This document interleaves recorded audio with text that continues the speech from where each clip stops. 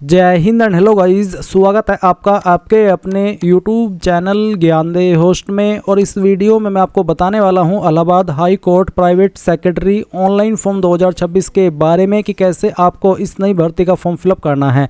इस वीडियो के अंदर आपको कंप्लीट जानकारी दी जाएगी जिससे कि आप इस फॉर्म को बिना किसी मिस्टेक के भर पाएंगे। तो चलिए शुरू करते हैं।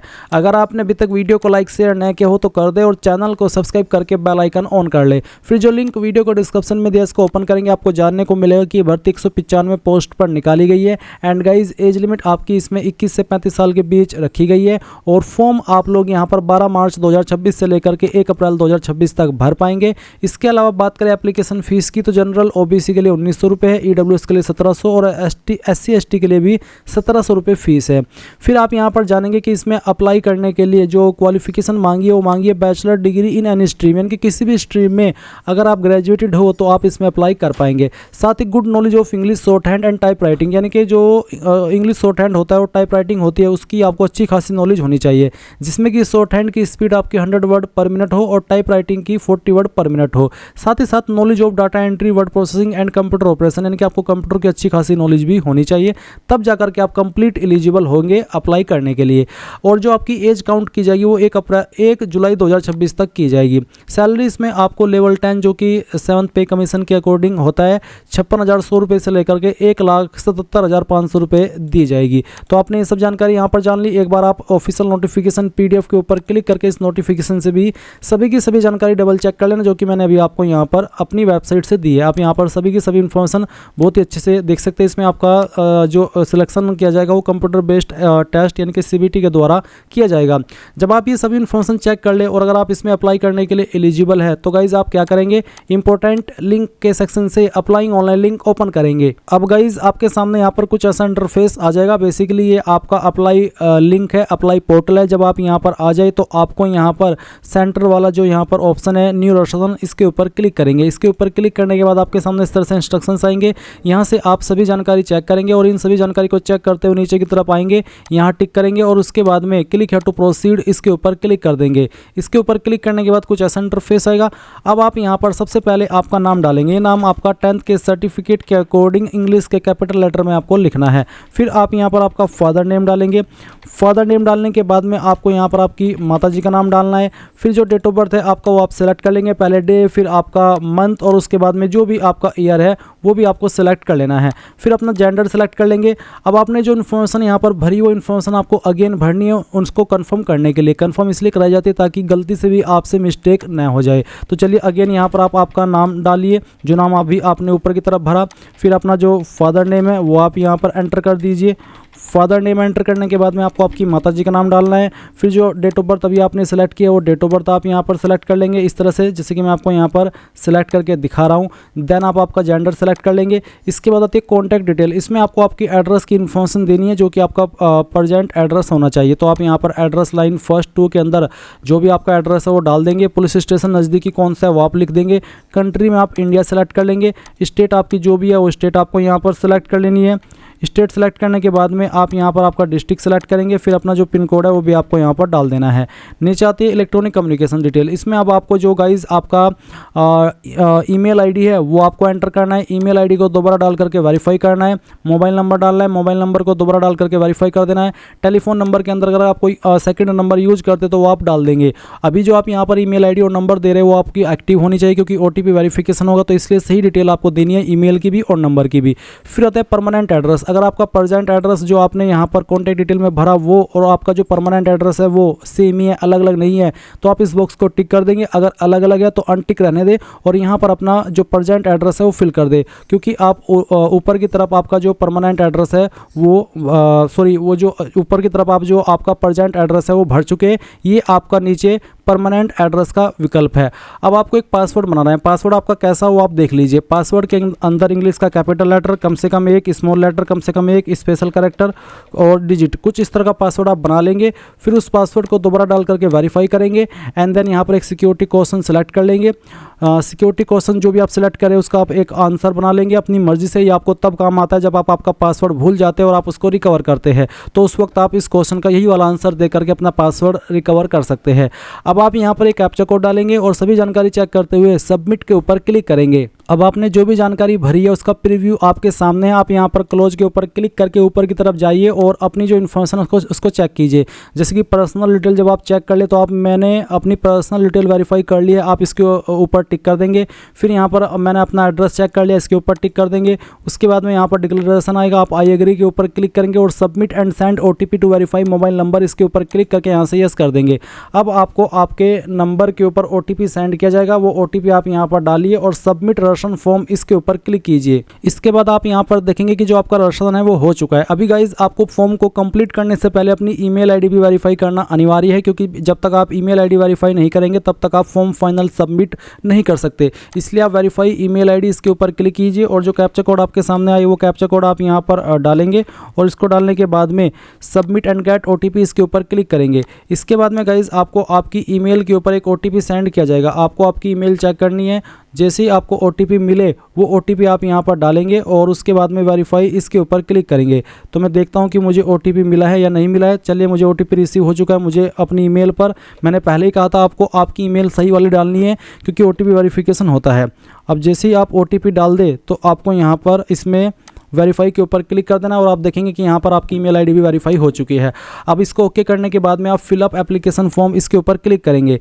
देन यहाँ पर गाइज आपको इसमें क्या करना है, कॉन्टैक्ट डिटेल आपकी भरी जा चुकी है, आपको पर्सनल डिटेल के ऊपर क्लिक करना है। इसके बाद यहाँ पर कुछ इन्फॉर्मेशन दी गई है और कुछ इन्फॉर्मेशन अभी आपको भरनी है। जैसे कि नेशनलिटी में आप इंडियन सेलेक्ट कर लेंगे।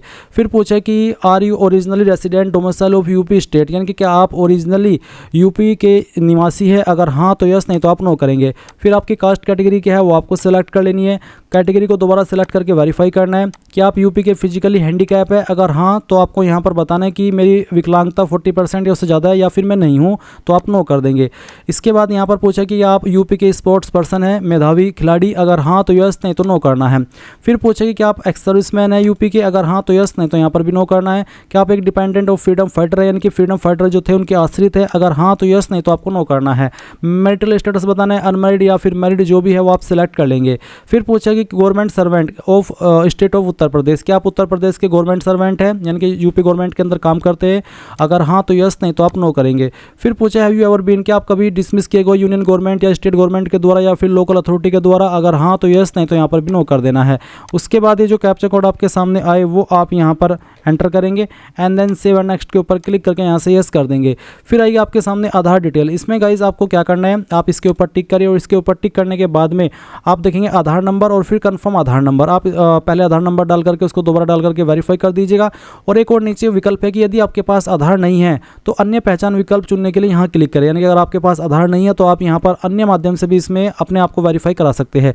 उसके लिए आप क्लिक हेयर के ऊपर क्लिक करेंगे एंड देन यहाँ पर इनमें से एक और अन्य आईडी जैसे कि डिजी लॉकर या फिर इंडियन पासपोर्ट नंबर या पैन कार्ड, तो कोई एक अन्य आईडी सेलेक्ट कर लेंगे। जो भी आईडी आप सेलेक्ट करें फिर वो नंबर डालेंगे और उसको दोबारा डाल करके वेरीफाई करेंगे, एक कैप्चा कोड फिल करेंगे और सबमिट एंड नेक्स्ट इसके ऊपर क्लिक कर देंगे। अब आपके सामने अप्लाई फॉर का ऑप्शन आ चुका है। तो यहाँ पर प्राइवेट सेक्रेटरी ग्रेड फर्स्ट की पोस्ट आपको देखने को मिल रही है। अब आपसे पूछा कि do you possess B certificate of the national cadet corps, यानी कि एनसीसी बी सर्टिफिकेट क्या आपके पास है, अगर है तो यस, नहीं तो आप नो करेंगे।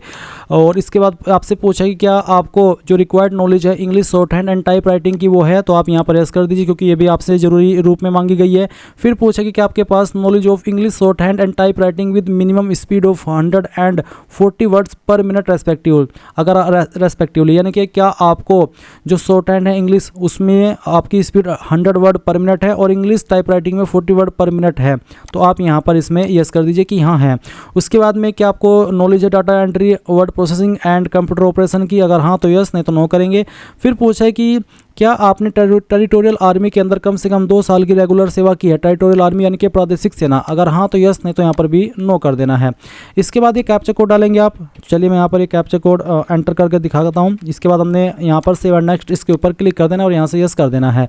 देन गाइज यहाँ पर आपके सामने आएगा क्वालिफिकेशन डिटेल का सेक्शन। तो सबसे पहले 10वीं की जानकारी भरेंगे। 10वीं में आप पास सेलेक्ट कर लेंगे। ईयर ऑफ पासिंग किस साल के अंदर आपने पास कर ली थी वो आपको यहाँ पर सिलेक्ट कर लेना है। चलिए हम यहाँ पर इसको सेलेक्ट कर लेते हैं।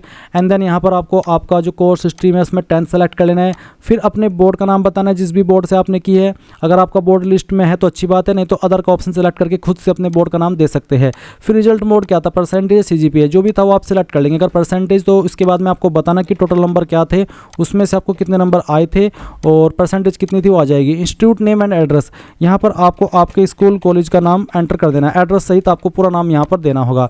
अब आपको 12वीं की इन्फॉर्मेशन देनी है तो स्टेटस 12वीं का पास सेलेक्ट कर लेंगे। फिर किस साल के अंदर आपने पास की थी वो साल सेलेक्ट कर लेंगे। कोर्स स्ट्रीम नेम के अंदर आपको यहाँ पर बताना है कि कॉमर्स था, ह्यूमैनिटीज़ था या फिर साइंस था, जो भी था वो आप सेलेक्ट कर लेंगे। फिर आपको यहाँ पर सेम वे में आपका जो 12वीं का बोर्ड है, जिस बोर्ड से आपने आपकी 12वीं की है उस बोर्ड को आपको सेलेक्ट कर लेना है। एंड देन यहाँ पर रिजल्ट मोड सेलेक्ट कर लेंगे।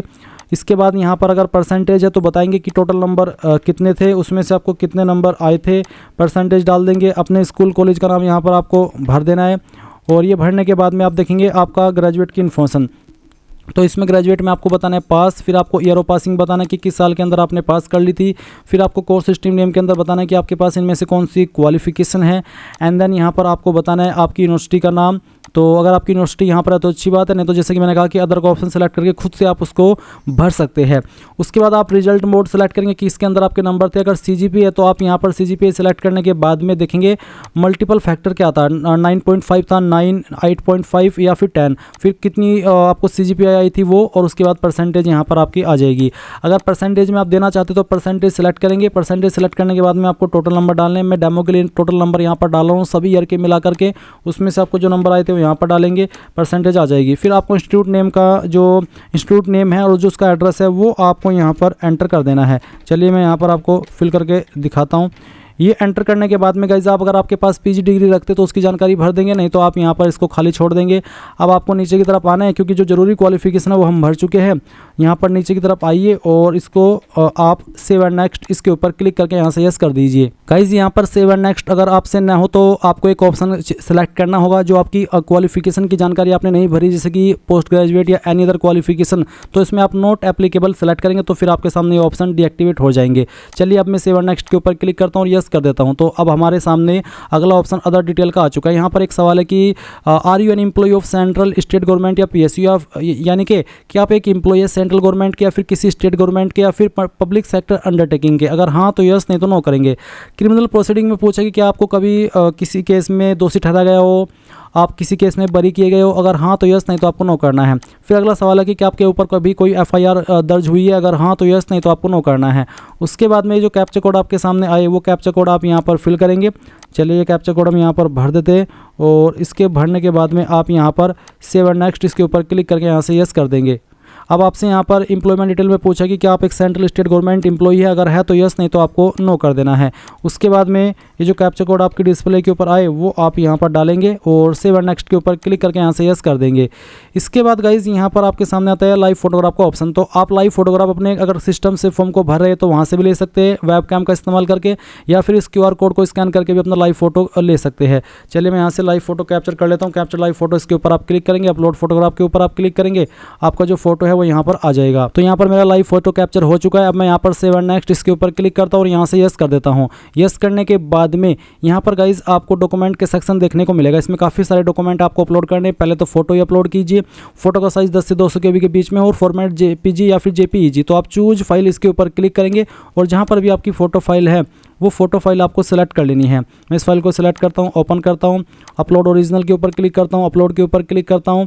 आपकी फ़ाइल यहाँ पर इस तरह से आ जाएगी। जैसे ही आपकी फ़ोटो की फाइल अपलोड हो जाए तो आपको यहाँ पर लेफ्ट हैंड थंब इंप्रेशन यानी कि बाएं अंगूठे का निशान अपलोड करना है। तो चूज फाइल के ऊपर क्लिक कीजिए और जहाँ पर भी आपकी थंब इंप्रेशन की फ़ाइल है वो आपको यहाँ पर सिलेक्ट कर लेनी है। इसको ओपन करना है। फिर अपलोड ओरिजिनल के ऊपर क्लिक कर देता हूँ और अपलोड के ऊपर क्लिक करता हूँ। आपकी फाइल यहाँ पर अपलोड हो चुकी है।